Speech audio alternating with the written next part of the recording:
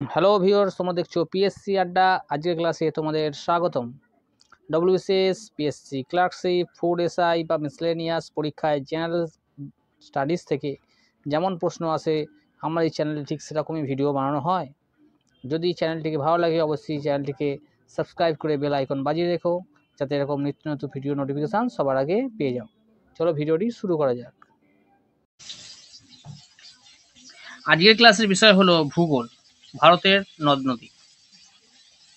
আমাদের প্রথম প্রশ্ন হলো নর্মদা নদীর উৎপত্তিস্থল কোথায়? আমাদের প্রথম প্রশ্ন হলো নর্মদা নদীর উৎপত্তিস্থল কোথায়? অমরকণ্টক মালভূমি, বিন্ধ্য পর্বতমালা, মৈকাল পর্বতমালা, পালনি পর্বত। আমাদের প্রথম প্রশ্নের উত্তর হবে অমরকণ্টক মালভূমি, অর্থাৎ নর্মদা নদীর উৎপত্তিস্থল হলো অমরকণ্টক মালভূমি। আমাদের পরবর্তী প্রশ্ন হলো লোকটাক হ্রদ কোথায় দেখতে পাওয়া যায়? লোকটাক হ্রদ কোথায় দেখতে পাওয়া যায়? জম্মু কাশ্মীর, হিমাচল প্রদেশ, অরুণাচল প্রদেশ না মণিপুর? আমার দ্বিতীয় প্রশ্নের উত্তর হবে মণিপুর, অর্থাৎ অপশন ডি হলো রাইট অ্যান্সার। আমাদের পরবর্তী প্রশ্ন হলো কোন নদীটি কাশ্মীর উপত্যকার মধ্য দিয়ে প্রবাহিত হয়েছে? শতুদ্র, ইরাবতী, চন্দ্রভাগা, ঝিলম। আমার তৃতীয় প্রশ্নের উত্তর হবে ঝিলম, অর্থাৎ অপশন ডি হলো রাইট অ্যান্সার। আমাদের পরবর্তী প্রশ্ন হলো সিন্ধু নদের উৎপত্তিস্থল হলো শেষনীল হ্রদ, ভীমতাল হ্রদ, নামের হ্রদ না মানস সরোবর? আমাদের চতুর্থ প্রশ্নের উত্তর হবে মানস সরোবর, অর্থাৎ অপশন ডি হলো রাইট অ্যান্সার।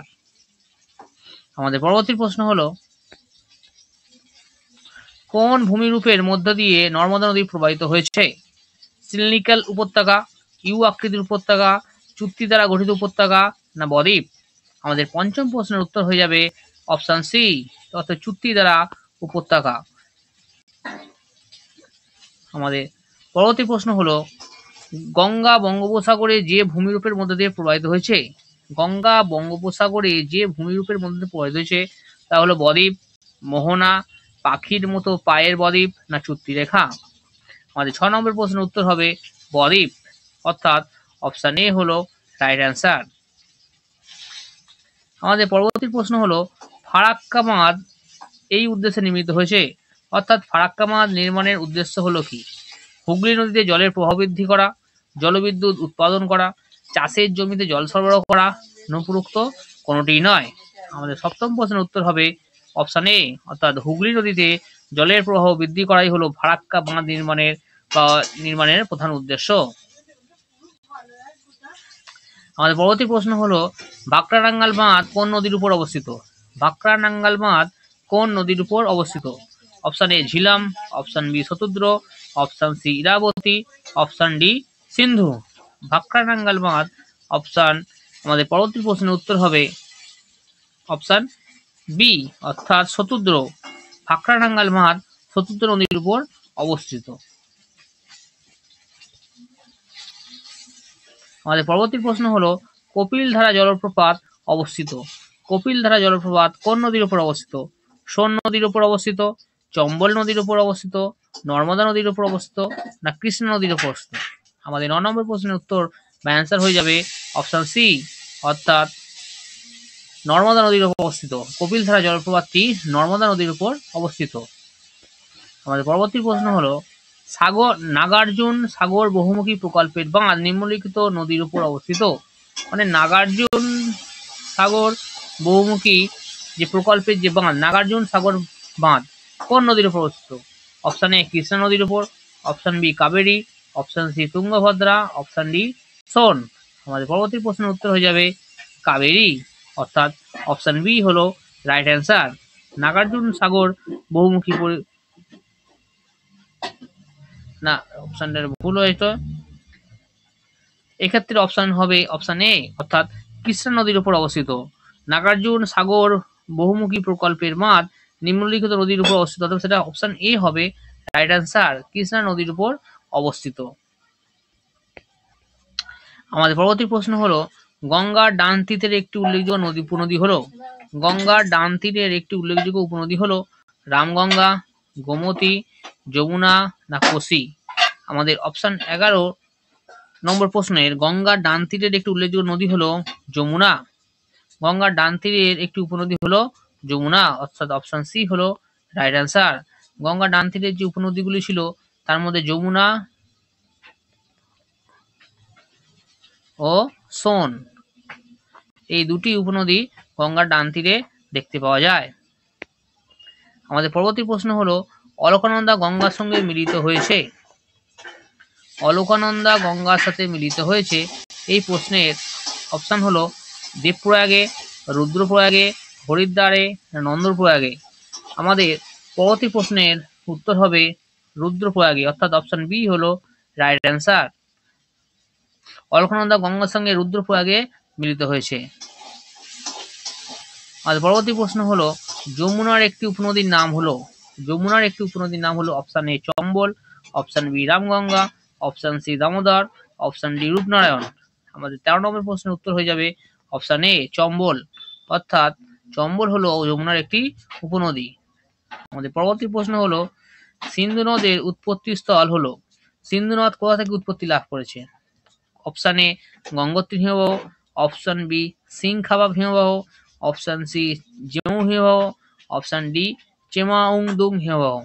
এবার 14 নম্বর প্রশ্নের উত্তর হয়ে যাবে অপশন বি, অর্থাৎ সিংখাবাব, সিংখাবাব হিমবাহ থেকে সিন্ধু নদের উৎপত্তি হয়েছে।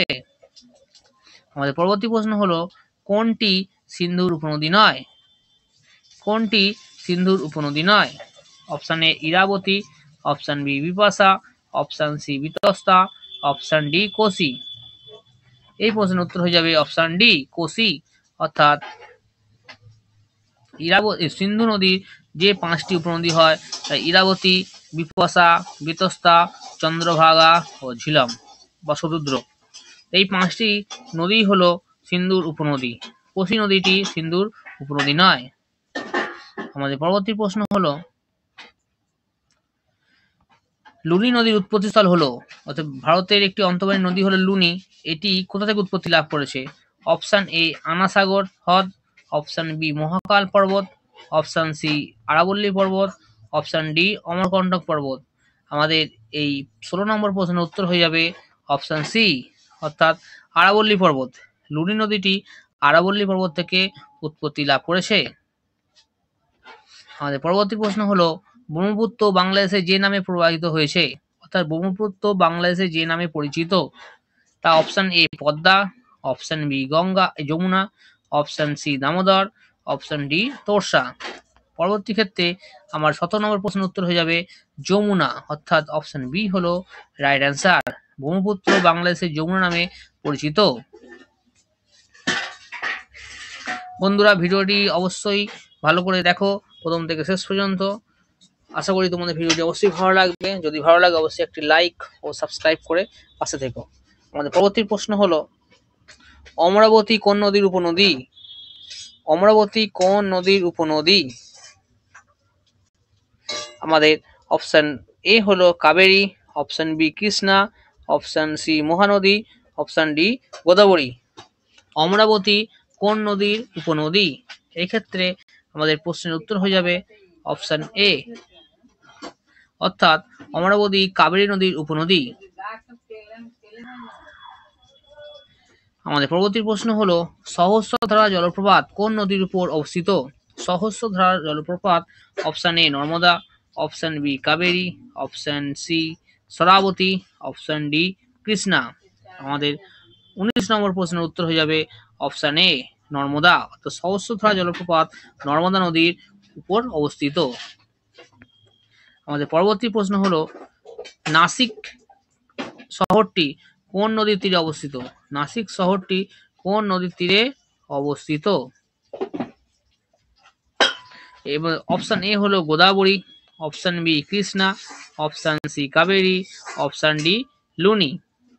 আমাদের পরবর্তী প্রশ্নের এবং শেষ প্রশ্নের উত্তর হয়ে যাবে অপশন এ গোদাবরী। নাসিক শহরটি গোদাবরী নদীর তীরে অবস্থিত। অতএব বন্ধুরা ভিডিওটি কেমন লাগলো অবশ্যই কমেন্ট করে জানিও। যদি ভিডিওটি একটু ভালো লাগে থাকে, তোমাদের পরীক্ষার একটু হেল্প করে থাকে, তাহলে অবশ্যই চ্যানেলটিকে সাবস্ক্রাইব করে বেল আইকন বাজিয়ে দিও। যাতে এরকম নিত্য নতুন ভিডিও নোটিফিকেশন সবার আগে পেয়ে যাও। আর বন্ধুরা, ভিডিওটি দেখার জন্য ধন্যবাদ।